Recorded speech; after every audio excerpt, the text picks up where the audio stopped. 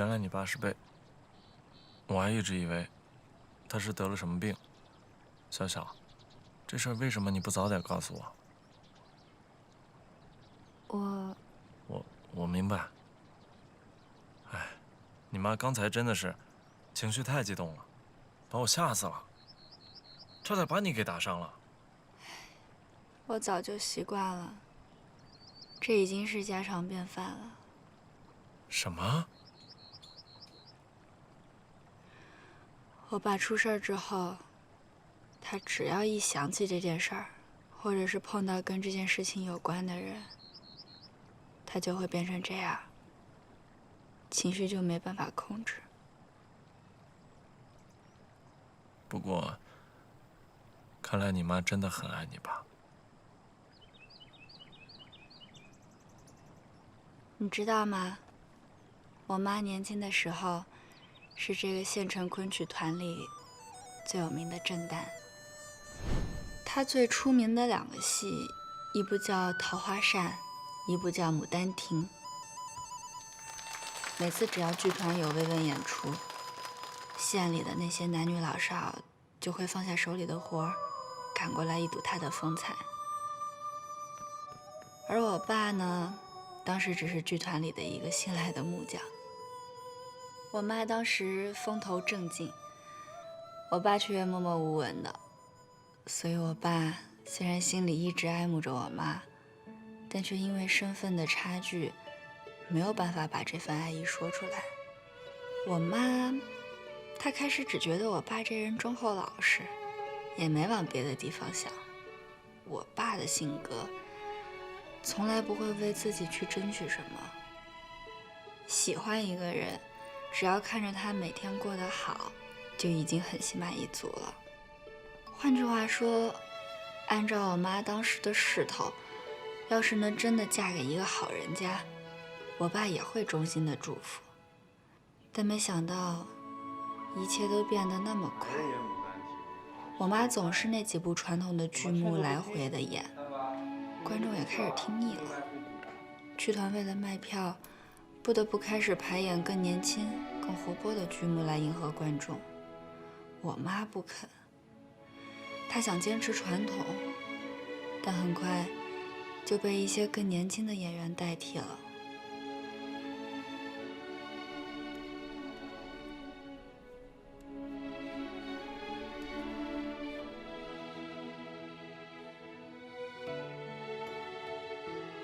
也许是意外，也许真的是命中注定。在那场演出里，我妈腰上的旧伤突然复发，也就此终结了她的演艺事业。清芳，只要你愿意，以后我养你。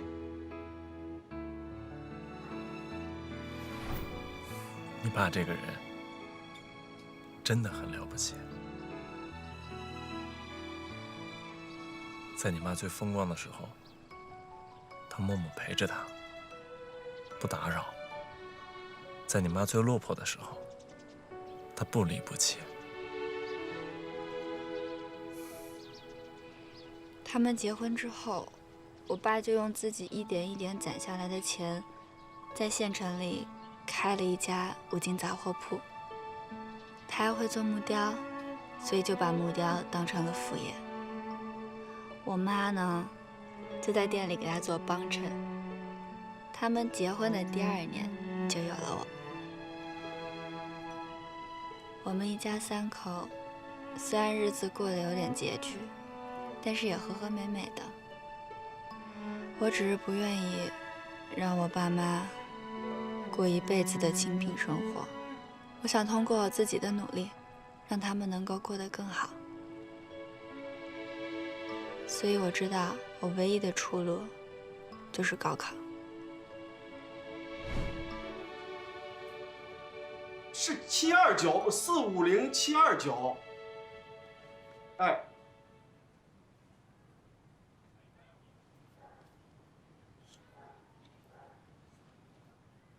怎么了？好，谢谢。怎么啦？爸爸，你快说话！考得不太理想。哎呦，不可能！我估过分了。403。哎呦，吓人啊！真挺高啊，乔乔。那我可以去华大了。对呀，对呀，对呀。吓唬我！是，对。你老想着去华大，去华大，在本地读师范不也挺好的吗？毕了业还可以当老师，不要去上海。是，但是上海啊，对小小的今后的发展有好处啊。总向着他。不是，妈妈是舍不得你啊。你舍得呀？是我也不舍得，但是爸爸支持你啊。既然决定去上海了，那就好好去，拿出优异的成绩来，然后给妈妈、给爸爸看啊。哎，来吃。孩子长大了啊，有选择了，成长。来，你不高兴吗？啊？那成长也不能说跑那么老远。我不吃，你吃。我这有肉，你吃。哎呦，一把年纪还秀恩爱学呀？酸吧？哎呀，祝贺啊，真甜呐！啊，你问清楚了吗？第一志愿怎么能调档呢？我们不是超过录取分数线11分了吗？他这个学校就是这么说的。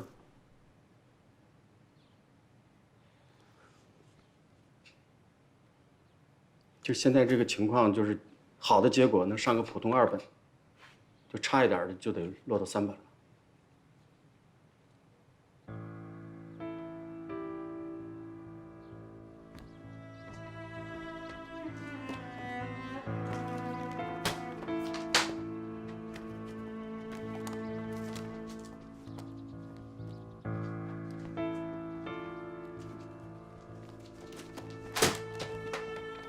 老严，先吃饭吧。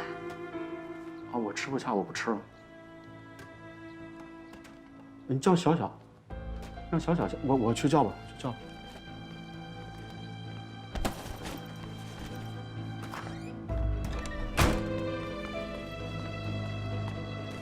小小，你干什么去？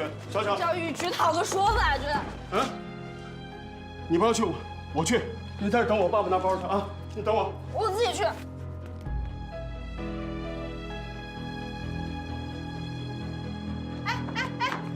吃完饭再去呀。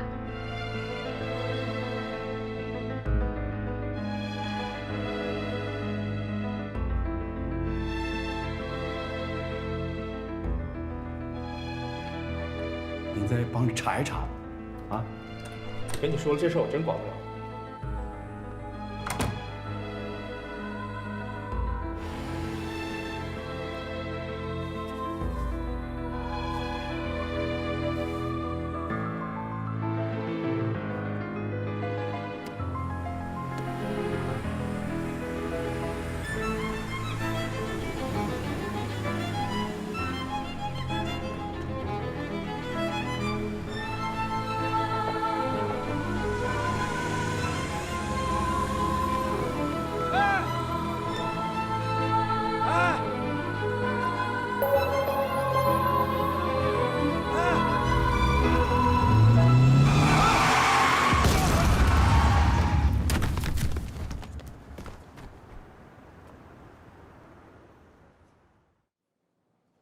警察同志，一会儿家属来了，我能不能见一下？这件事情啊，根据现场的几个目击证人提供的口供，我们初步判定，是由于对方闯红灯所造成的事故，属于对方全责。考虑到家属的情绪呢，见到你们之后可能会受到更大的刺激，所以我觉得咱们这边呢，还是尽可能的回避一下。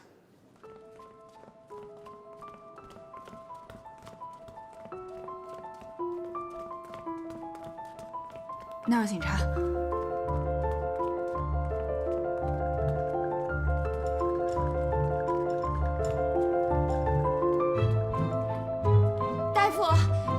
夫，孩子他趴在哪里？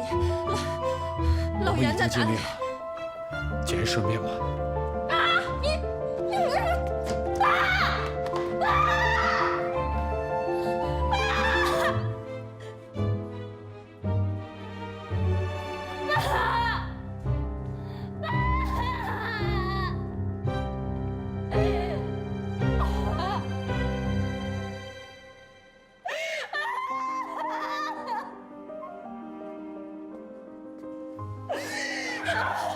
您好，我叫郑建国。出了这样的事情，我真的很遗憾，对不起。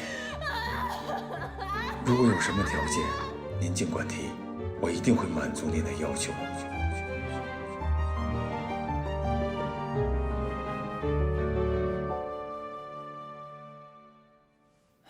刘女士啊，首先我们要告诉您的是，肇事司机叫程鹏，郑建国他只是当时车上的一名乘客。其次呢，交警部门的事故责任认定书呢已经复核过了，是因为您的丈夫闯红灯才导致了这个事故的发生。对方呢，人家是正常驾驶，也没有饮酒，事故发生之后也没有逃逸，第一时间选择把您的丈夫送到医院里全力抢救。所以啊，您不能追究对方的法律责任，我们也不能给您立案。当然了，对方也说了，愿意对您进行一些这个经济上的补偿嘛。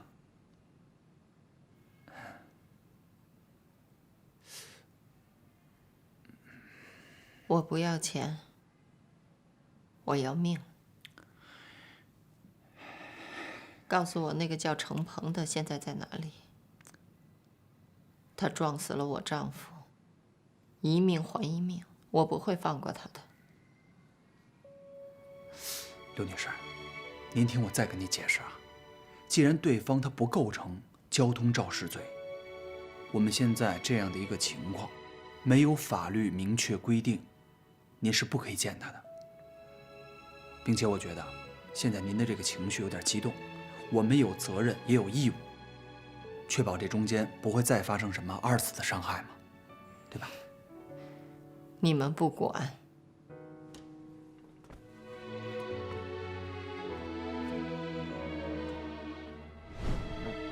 那后来呢？后来，我妈逢人就说，我爸是为了去给我争取一次重新报志愿的机会才丧命。当时媒体也来报道，这事儿引起了教育局的高度重视。学校调取了我的高考成绩和档案，决定网开一面，最后给了我一个调剂名额。把我从原先调档的国际贸易系调到了金融系。那这么说的话，原本你我赵雨环，我们三个应该是一个专业的。我懂了，所以你妈会怪你。她觉得，要不是你一定要考上海的华大，你爸……我刚才就应该去继续追那个什么郑建国，抓到他，然后逼他说出来撞死你爸那个人是谁。他现在在哪？我们找到他，这样你妈就不会怪你了。他要是愿意说，他早就说了。而且我知道，撞死我爸的人是陈鹏，他其实不过就是个帮凶，我才是主凶。是我害死我爸的，我妈恨我是应该的。小小，你可千万不要这么想，你才不是主凶呢。你妈妈不会恨你的，你是她女儿啊。我爸除了是我爸，他也是我妈的爱人。我害死了我妈的爱人，我妈能不恨我吗？我如果只是个路人，我妈完完全全可以像恨郑建国一样恨得咬牙切齿。可我是她女儿啊！我妈虽然看上去暴躁刚烈，但他其实是株菟丝草，而我爸木讷老实，其实是我妈攀援而生的大树。树毁了，这草活着的意义也不大了。我妈在我爸出事之后自杀过一次。什么？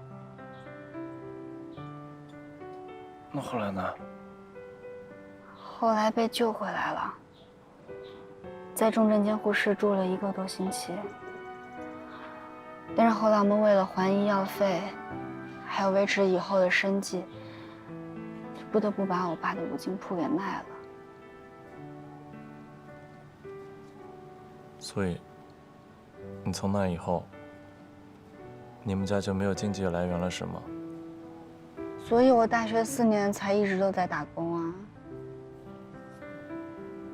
我妈那次自杀被救回来之后，她自杀的念头就从来没停止过。我在她病床前，我跟她说过，我说如果你还是想要去死，那我也就不活了。你用什么办法去自杀，我也用什么办法去死。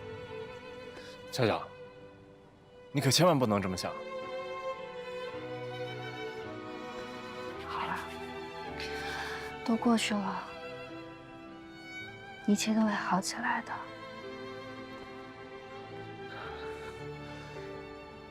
我真是太混蛋了。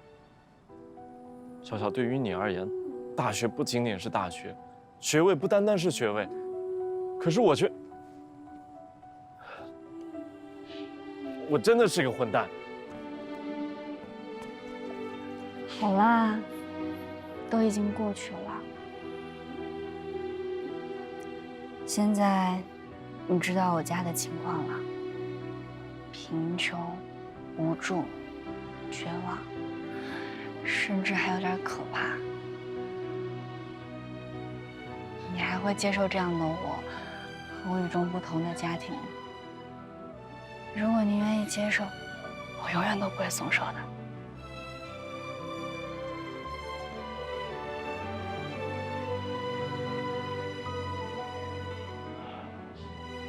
小小，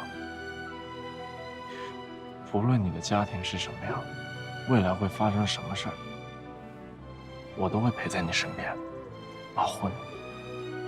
放心吧，小小，我在。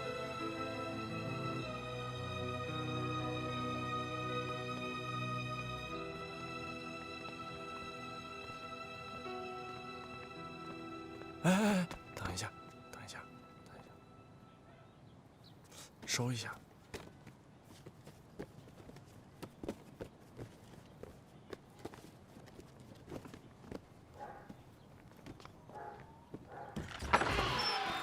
妈，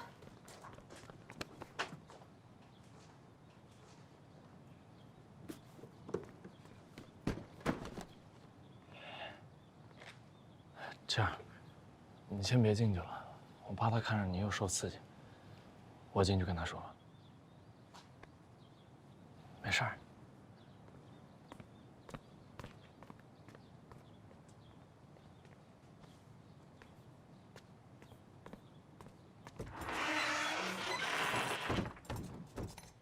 郑建国追着了，追了，他跑了。跑了，你们去那么久？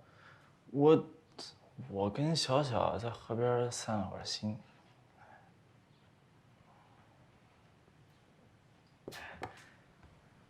你老实告诉我，他那16万是不是跟郑建国要的？不是，阿姨，我跟你发誓，我拿我所有的发誓，这钱绝对不是郑建国的，真的。我这么跟您说吧，小小的老板呢，他是一个善良、优秀，而且还大方的人，他还跟你们是老乡，所以啊，他那个人就特别喜欢帮助一同在上海奋斗的小老乡。还有一个道理就是，他是一个大企业的大老板，所以呢，他这个16万对于他来说就相当于，咱们普通人的16块钱。是这道理。嗨，我再跟您说一下我的心里话。我想我一定会找到一个很好的工作，到时候您和小小就不用担心了，你嘛就绝对不会再跟别人借钱了。我可以的。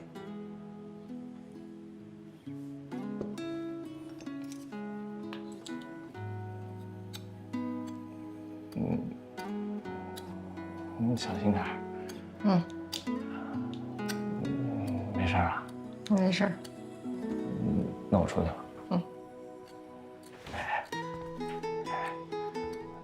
哎，这真好看。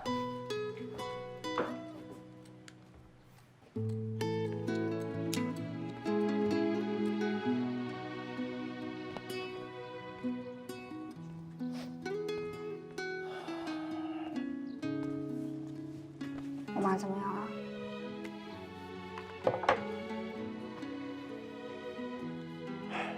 我真的是太厉害了。嘿嘿，你妈没事。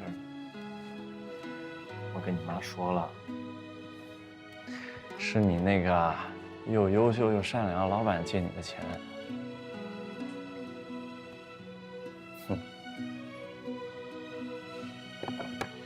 哎，你妈也会做木雕？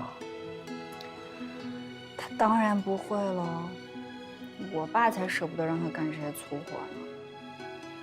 我爸说我妈的手是唱戏人的手，平时让她做做家务、煮煮饭已经够委屈她的了。我看你妈又在那儿做木雕，可能是想你爸了。我去煮饭。好啊，哎，我帮你。你妈喜欢吃什么？咱们一起弄点她喜欢吃的啊！好，来来来。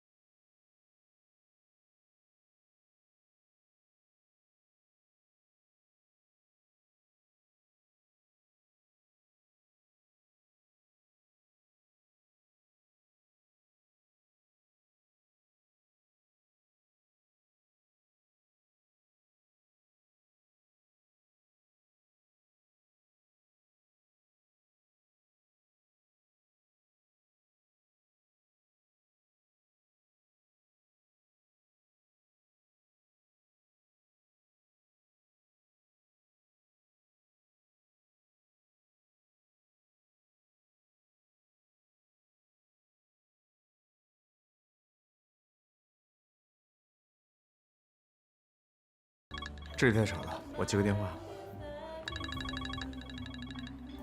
喂，情况怎么样？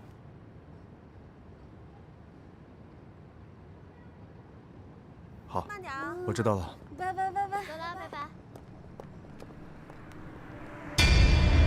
师傅停车！司机停车！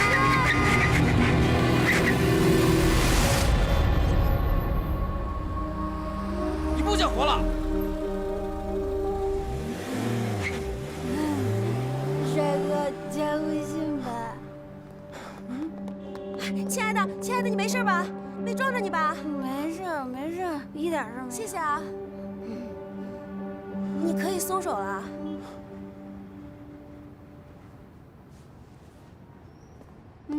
拜拜。这人怎么这么奇怪？你没事吧？没事。走。洗完啦？嗯。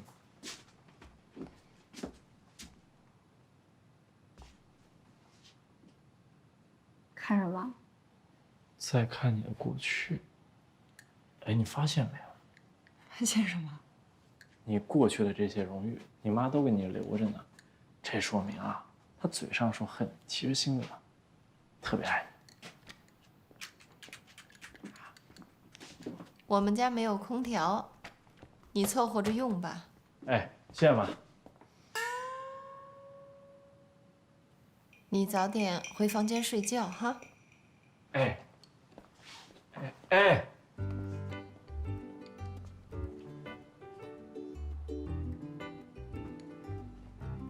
你看见了吗？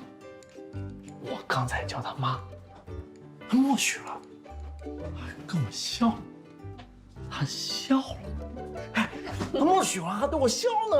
啊，妈，看你激动的。妈，妈，哎，这是妈送的电风扇。快去吧，我要睡了。哦。妈送的电风扇，我拿走了啊。早点睡。晚安。晚安。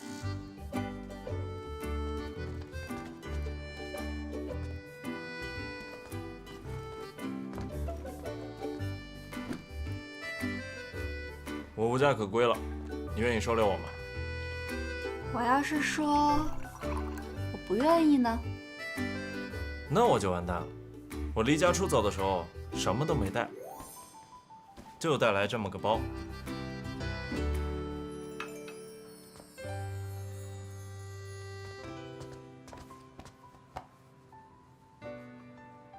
就算我什么都没有了，有你，就什么都有了。哦，对了，我让你找你妈要的户口本呢。等你先拿到你的户口本再说。你认真的？哎，干嘛去啊？回家偷户口本啊！哎，咱俩现在这样，不就挺好的吗？有道理，又好像没道理。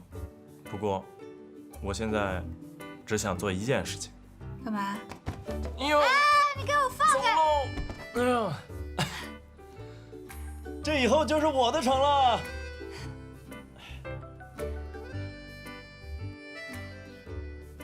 笑笑，我有很多梦想，每个梦想里面都有你。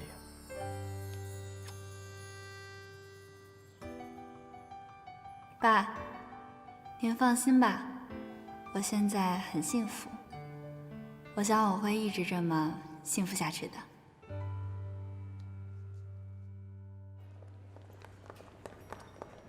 哎，稍等一下，稍等一下，谢谢。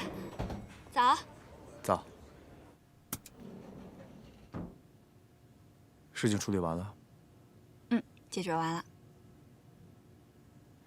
你现在整个人啊，看起来没有那么多烦恼了，也特别轻松，看起来也开心多了。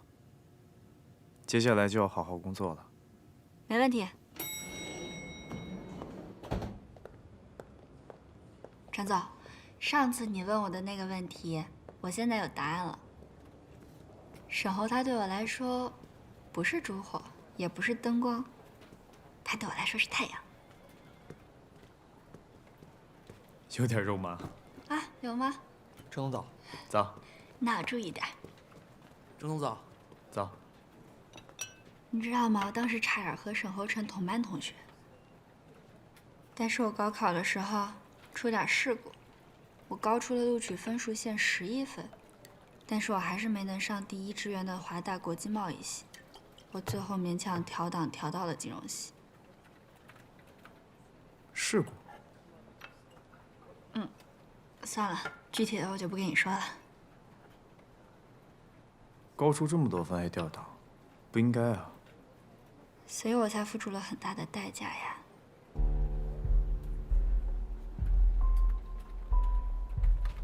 你要不要喝咖啡？我帮你磨一杯。啊，不用，谢谢。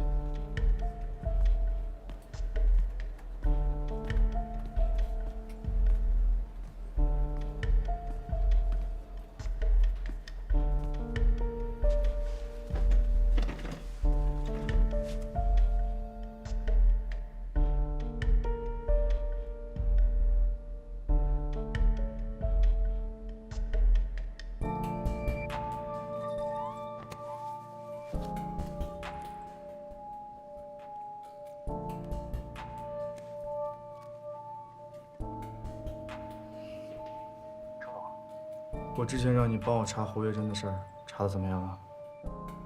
事情有点棘手，好像有人故意隐瞒了什么，再给我点时间。吴总，中辉这个项目再不推进，会把我们前期投入都打水漂的。我已经说过了，中辉的情况特殊，现在暂时停下来，是为了避免决策上出现重大失误。等这段时间过去了，我们再重新推进。但吴总，这中间的损失怎么算？我们要是现在不跟进，到时候让别人抢了先机啊，那后悔也来不及啊。不好意思，打断一下二位，正好说到这个问题，两位又是负责中辉合作的，这个项目目前前期账目有一些问题，我想向两位请教一下。账目问题？吴总监什么意思啊？没有别的意思，我作为咱们公司财务总监，对项目资金的投入有一些疑问。吴总啊，这倩倩好像对我这个叔叔啊有点不信任了。哎呀，倩倩不是那个意思。不好意思，我不是不相信二位，只是这个项目资金流，它的确没法。我在公司做了20年了，一直尽心尽力，怎么，现在当着大家的面怀疑我？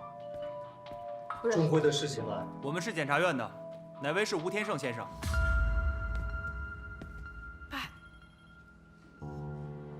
只是了解情况，回去跟妈妈说，不要担心。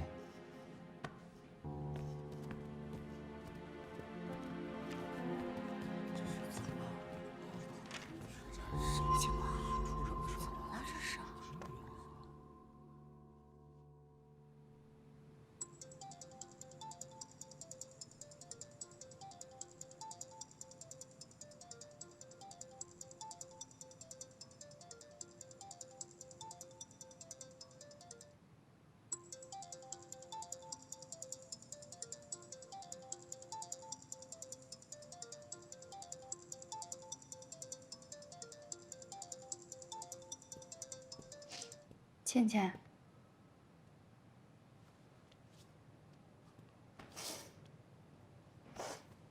你怎么还没走？下午人事部的人说，公司因为面临危机，部分员工停职，我也是其中之一。这不马上要走了吗？我来给你告个别。有什么可告别的？如果没有特殊情况，毕业的时候我们已经告过别了。你怎么还不走？我以为我们至少也算朋友嘛。朋友？你是这么想的？不是吗？这个世界上从来都没有朋友，只有利益。相信朋友，就是我这样的下场。看到了吗？我这就是相信朋友的结果。凭什么？凭什么什么倒霉的事儿都发生在我身上？老天爷他从来都不公平，要报应也应该报应在背叛我的人身上。你还在记恨袁小晨啊？难道不是吗？难道不应该报应在他身上吗？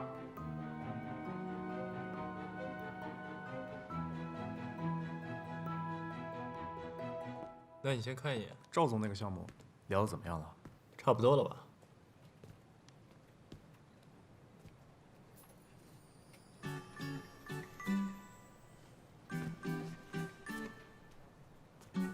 看我干什么？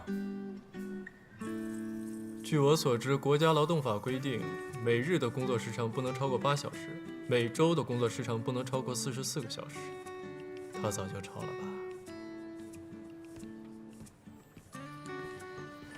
你这么拼，别人会以为我们爹是克扣员工呢。程总、乔总，我这不是欠着债主的钱嘛，想要早点还钱，所以才要加倍的努力，好还清债务。这是我自愿的，公司没必要负责。债主，你这么想，你的债主应该很欣慰吧？听说日新科技那个项目分析案被 Cindy 驳回了，一次不行就再做一次嘛，秦总能不说？这么说，下午的会议上能看到你的第2版方案。嗯，我很期待。我一定不会让你失望的。我也很期待。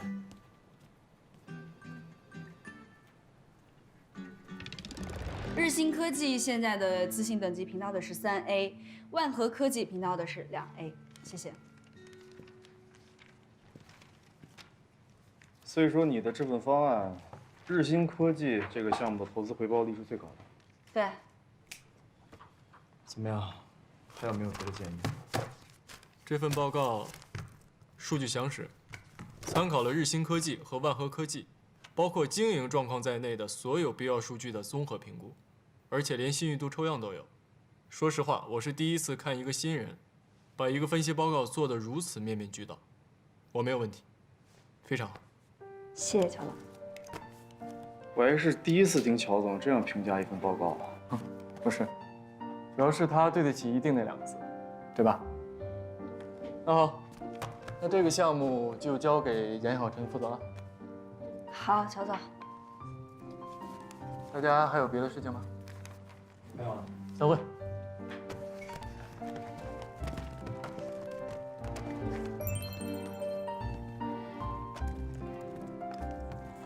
你好像没有想象那么开心啊。意料之中呀。那你那个债主应该很开心吧？因为他很快就要收到你的还款了。他应该也是意料之中的。好吧，加油。好。好，我现在就去。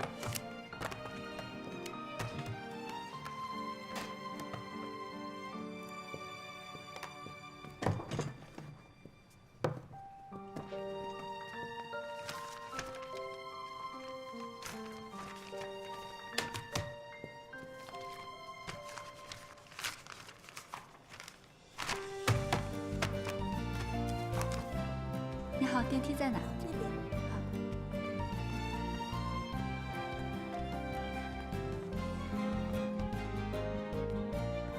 邓总。严小姐，很期待跟你合作。哎，开始吧。现在呢，对目前国内二手车市场的主要的销售模式啊，是基于评估费和租金两大项。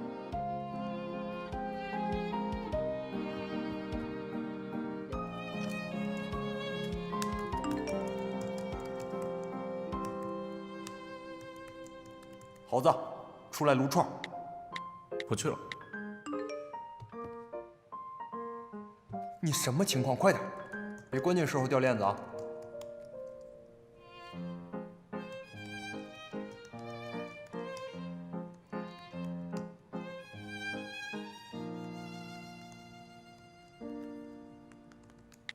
我要睡了。不是吧，大哥？才10点钟，生活才刚刚开始。Come on， 晚安。